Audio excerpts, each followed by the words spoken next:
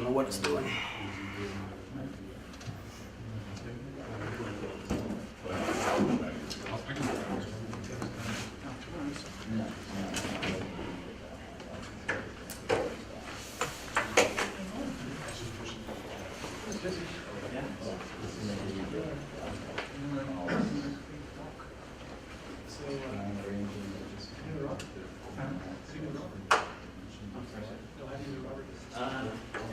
How do you know me? Yeah. Set storage.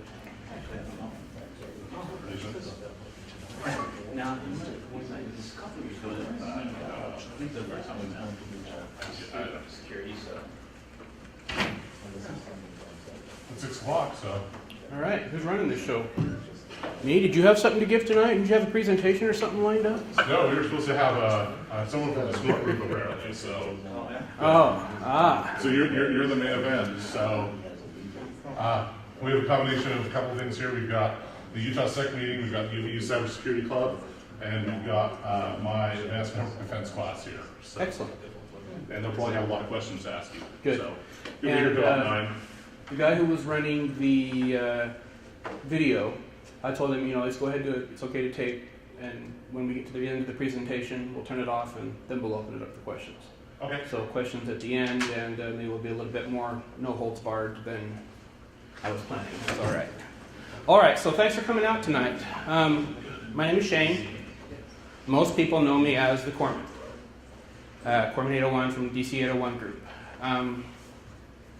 Rob asked me to speak tonight, so I've had about 48 hours to put this together. Something that I've been bragging about all summer, all winter. So he's like, "Well, why don't you come talk about it?"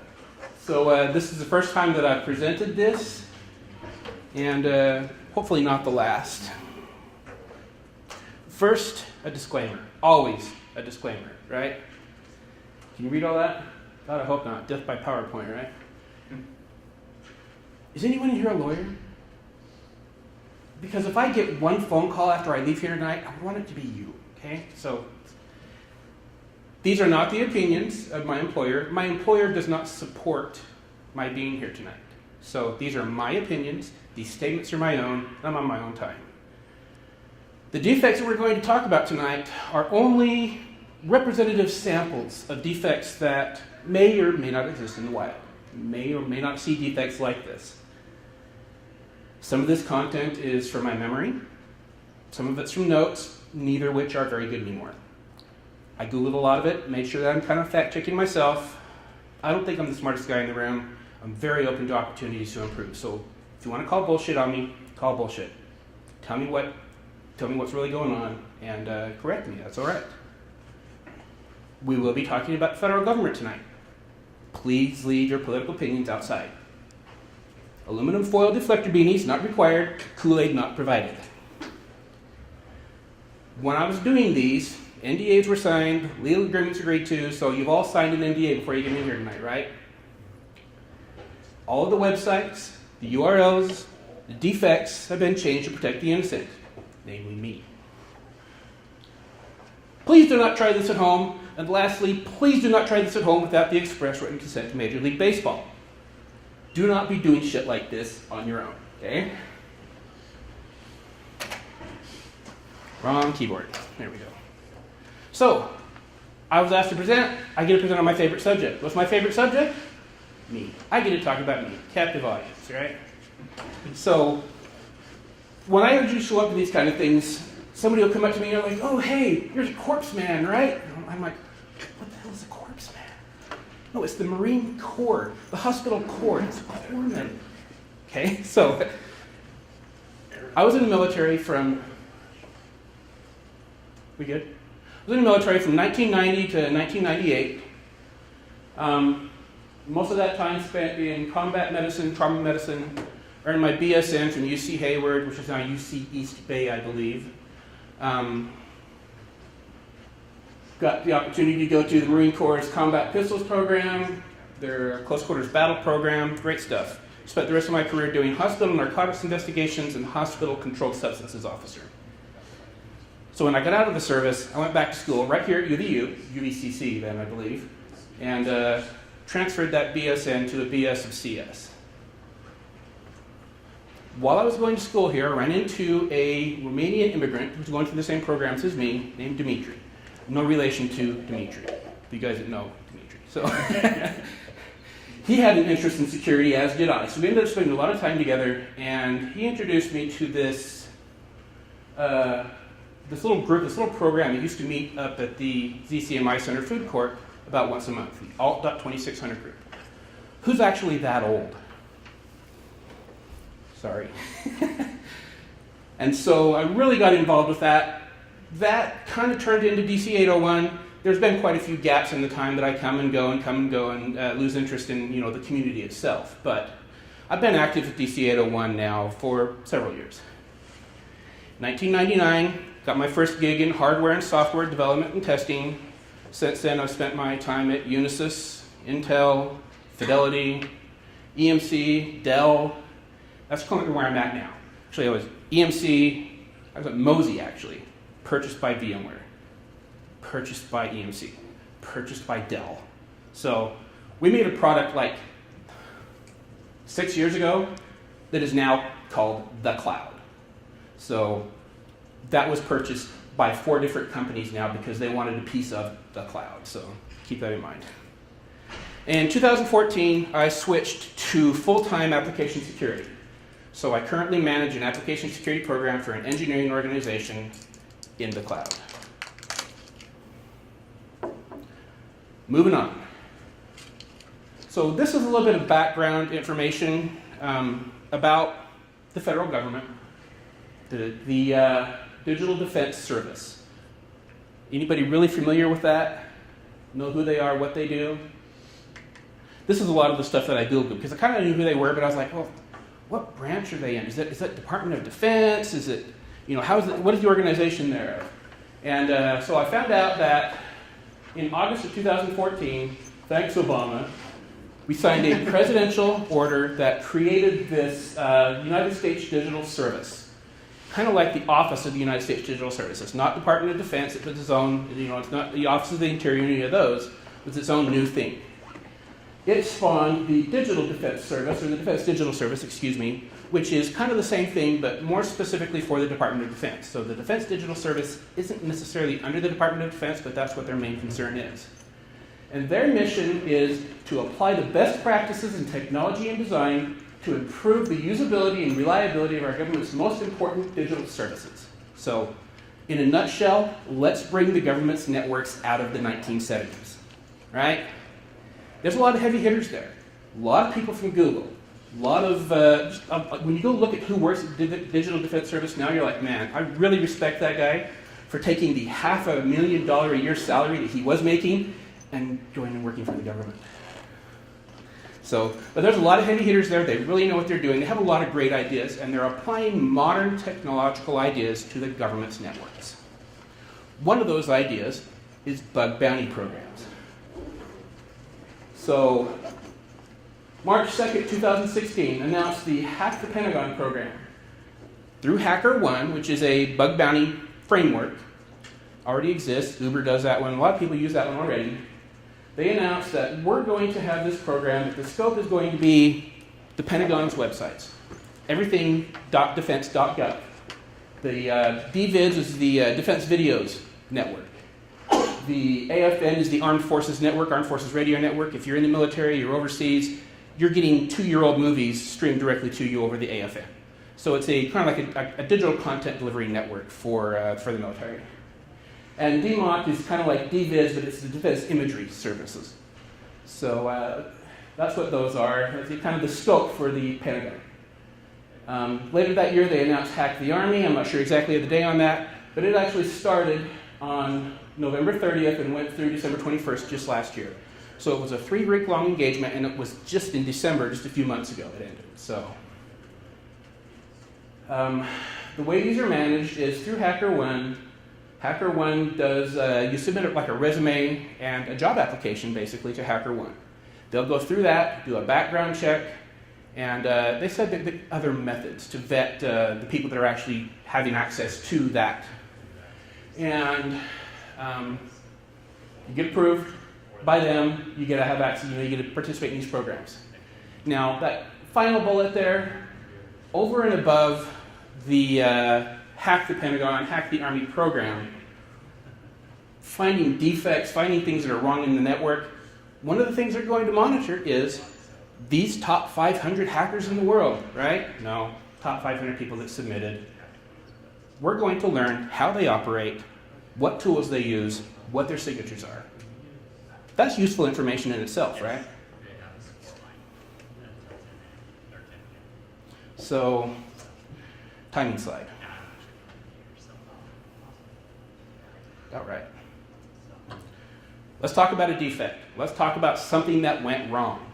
This is kind of entry level here, low-hanging fruit, right? If you work in development, you've got all these defects that come along. You've got the low-hanging fruit, the things that you can just grab, knock out in a day, and you're done, right? So this defect particularly, I used Burp Suite, I used SQL Map, and I used a lot of Google, basically. I set up an intercepting proxy, Burp Suite in this instance, probably my favorite. One of my favorite tools is an intercepting proxy. Set it up so that it was the scanner and the spider were turned on using the scope that I set, the scope that I was giving from the Pentagon, and interception turned off. So it's basically everything that I'm doing in the browser is going through this intercepting proxy. It's looking at the requests, it's sending them on, and then it's spidering and scanning everything else that it sees in that same network. Okay? So I just went out and I used the site for about 10 minutes following normal user pathways.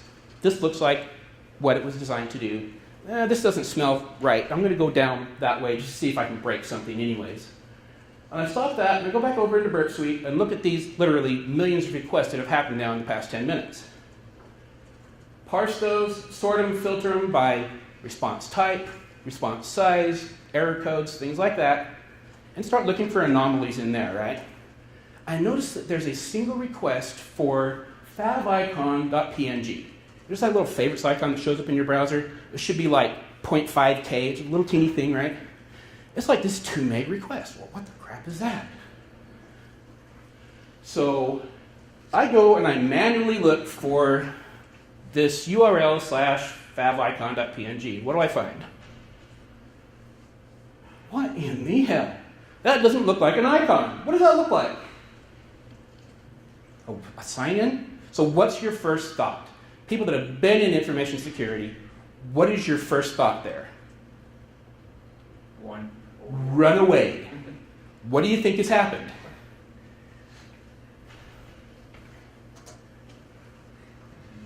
We just managed to set our face in a honeypot.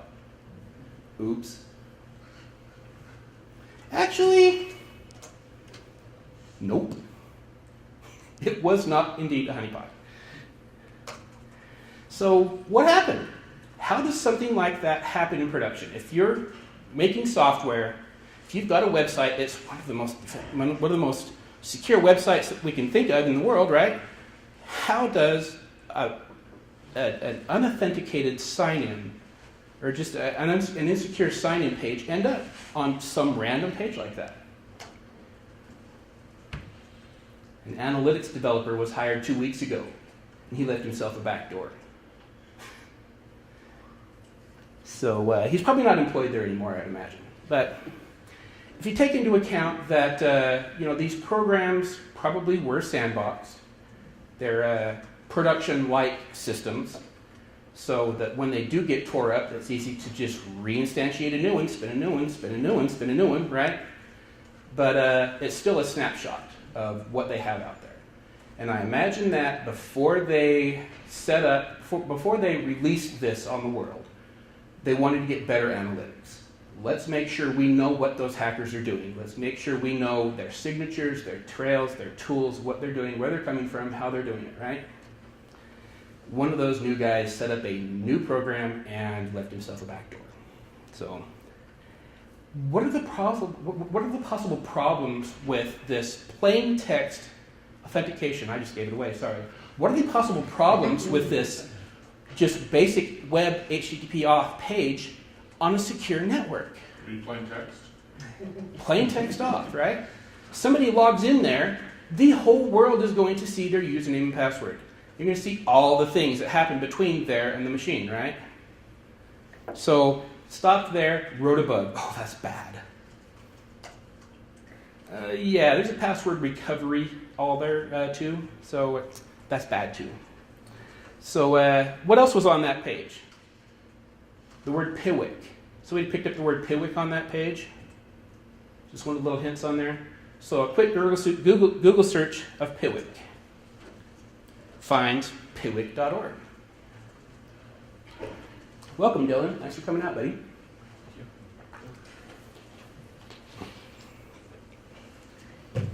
So Piwik.org is what this pointed to. I was like, all right, what the crap is Piwik, and what is going on with this? Piwik is an open source analytics web platform. Now, disclaimer again, I've got nothing against Piwik here.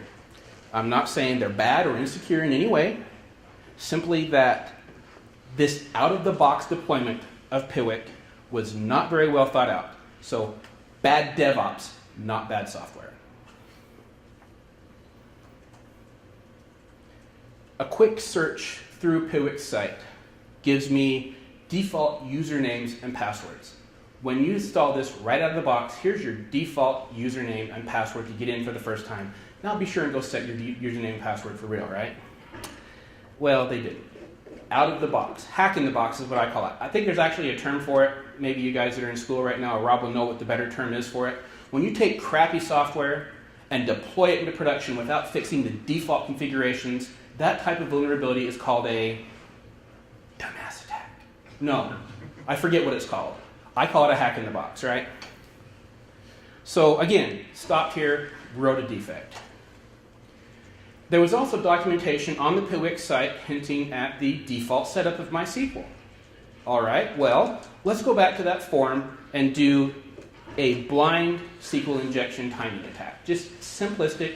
See if I can make it wait for 10 seconds. Yeah, that was positive. Wrote a defect. So now we've got this plain text auth form that is vulnerable to SQL injection also. Wrote up like 4 defects at this point. This is bad. This is very, very bad. Bug scrub? It's just an analytics program. How bad can it be? Seriously, dude? So we'll get to that before we're done. So the gloves come off at this point, right?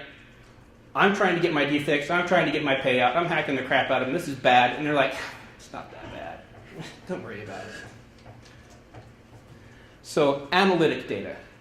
What kind of damage can you do with analytic data? Or more importantly, what do you track with an analytics platform? When you install Google Analytics, when you install Piwik, when you want to see who's doing what on your site, what kind of things are you looking for? Where people are coming from? What path they use through the application, perhaps? Time to fire up SQL Map, right? Because there was a pretty substantial database in there. They were tracking, and they were wide open. So, yeah. Using those hack-in-the-box passwords and SQL Map, pulled the user's database for the Piwik application, for the analytics application. Since I knew the username and passwords for the admin users, it wasn't hard to determine their salted hashes were SHA-1 hashes, and the salts were the username. Now, as with any encryption technology, more samples and more time is more success, right? I can't really say for sure. It wasn't really consistent that it was a SHA-1 hash and the salt was the username. That was getting me about 80% success, though, in guessing the rest of the passwords. I couldn't figure out why the other 20% weren't really coming together. So there may have been something additional there, but yeah, maybe white space in the username and the salt, something like that. Anyway, so that just wasn't good enough for me. I noticed another users table. Oh, this table has the admin usernames and emails of the other application that it's tracking. When I start seeing such and such, Sergeant Star at Army.mil, oh shit, I'm walking away from this, And so I pulled that database also. Stopped here, updated the previous defects that weren't that bad, and then wrote another one that says, by the way, you guys are stupid because you're not doing egress filtering too. Take that. Right? That was just a best practices bug, but still, they wanted best practices bugs too. So that's that defect. That's the low-hanging fruit at the Pentagon. Okay? Or at a site like the Pentagon. If somebody was running a bug bounty program, that may be the type of bug you would come across. You would find that through attention to detail, just by looking at the requests and the responses to and from the site. Looking for anomalies, looking for things that are out of order, things like that. So, timing slide. 20 minutes in. Let's talk about another bug, shall we? This one's a lot more complex, a lot more complicated. This is the one I like to talk about because this one makes me feel smart. That 3 weeks of hacking against the Army. I started on day 1 and I finished 2 days after they closed. This defect took me literally every day, 3 weeks to get proof. And I think you'll see why. So, who likes their Dante? What a pervert. Sorry. Dante's ninth circle of hell, treachery. I think you will see why I like to call this one treachery. Tools I used, online encoders and decoders. You've all seen those, right? Give me a quick string, give me the base 64, give me the URL encoding to this, right? Okay. I used a lot of common sense, trial and error, 17 years of experience in testing and creating software, how it gets deployed, and good testers, hackers' instincts, okay? No automated tools, scanners, and proxies would work because they had really good web application firewall and IDS up. I will say that's probably the number one reason why the Army site was much harder than the Pentagon site, is they have guys that do this all day, every day. You can actually enlist in the Army to be a cyber dude. Okay, so there are people out there that are doing this against this website every day. Even though this is a sandboxed instance of it, they still wanted to see just what you could find. I will admit that I did use Colasoft Packet Builder, a free and commercial product, in order to throw some crap against the web application firewall and the IDS. It's the specially crafted packets, look at the responses, and make sure that I knew what I was dealing with when it came to the firewall and the intrusion detection. And verify their existence, really. So, talk about test methodology. I don't know if they actually offer classes in software testing yet, or still, but this is just one of the testing methodologies that you'll use. You're going to test something, and you're going to get one of two things to happen. Usually one of two things. You get an expected result, and it's good, or you get an unexpected result, and it's bad. Then sometimes you'll get this way off the wall, what in the hell was that? Broken responses, right? So, this is an expected result when you throw crap against a website. Oh, here's a 404. I couldn't find what you were looking for. Okay? That's expected. Come on. There. That's unexpected. Ooh. You throw something against the website and he says, server error, but he doesn't give you any more information than, I don't like what you're doing. Okay?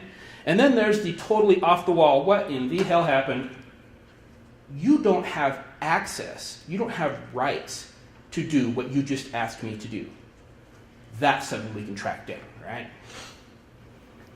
That's really unexpected. So, this is how I wrote this defect up. It was just, the defect title was, there's a SQL injection vulnerability in this website. Well, of course, it wasn't GoDaddy, it was some other military website, okay? /path/document page.html. By inserting, and this is the final result. After 3 weeks of, like I said, trial and error, throwing multiple requests, thousands of requests a day against it. By inserting a no flash tag, followed by a base 64 encoded URL, or href. Then a MySQL, or excuse me, an MS SQL query stop, or a query breakage. Declaring a variable, give me a bucket, and in that bucket I want to put an MS SQL string. But that MS SQL string is actually hex encoded ASCII. And then executing that.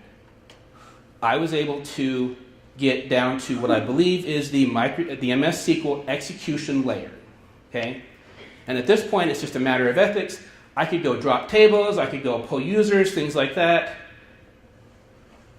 So I'm just going to write this bug up and leave it as it is. Their response.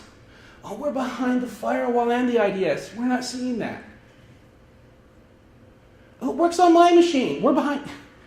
We're not seeing it. I see your screenshots. I see this. But we're just not seeing it. We can't reproduce it. Everything that you sent us just returns us a 404. We're behind the firewall. We're behind the IDS, and we're not seeing that. So what's the real problem there? Is it the website? It's the firewall and the IDS, right? I don't remember who said it. I think I heard it at DEF CON a couple of years ago, and he was talking about federal websites. 90% of the bugs, 90% of the vulnerabilities, 90% of the defects that they find are actually introduced by security-based software. That just blew my mind. Now I can believe it, though. So finally, I got a response from them. They're like, fine, if you can send us the SQL version, we'll pay you out. All right, now I got a goal, right? Challenge accepted. So, detailed reproduction steps. Now, we'll go through this 3 times. I don't expect you to be able to read that. Step 1 is, on this URL, there is an embedded Flash video. So like a YouTube video, right? Something.flv. If you tell it that I don't have Flash, that's what breaks it. I don't have Flash, but I still want to see that Flash video. All right, so we're going to make a request as follows. Blah. I got a successful SQL timing attack. And then I got the successful version, okay? If you can read that, good on you, because I can't read it. Like I said, it took me 3 weeks to craft those strings.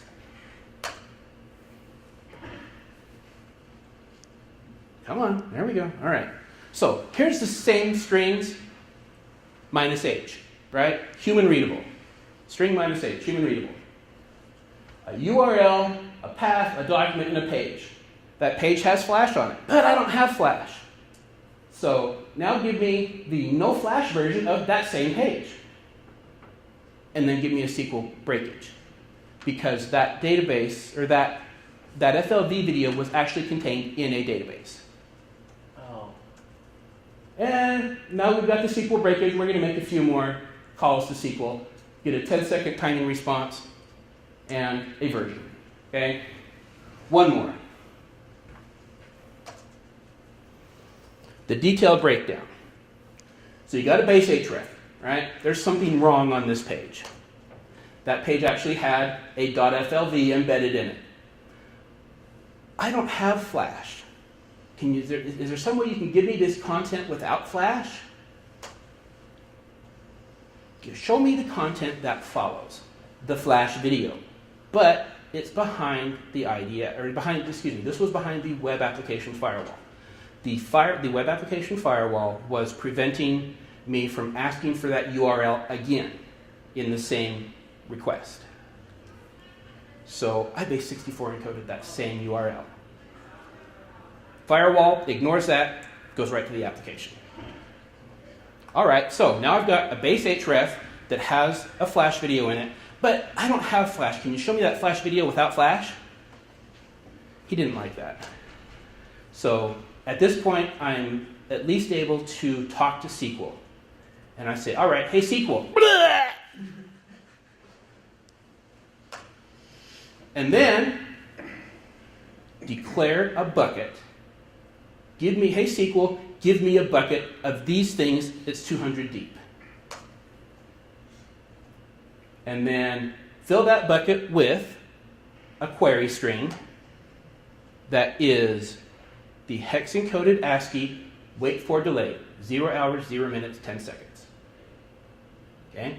That hex-encoded ASCII is what was needed to get past the IDS.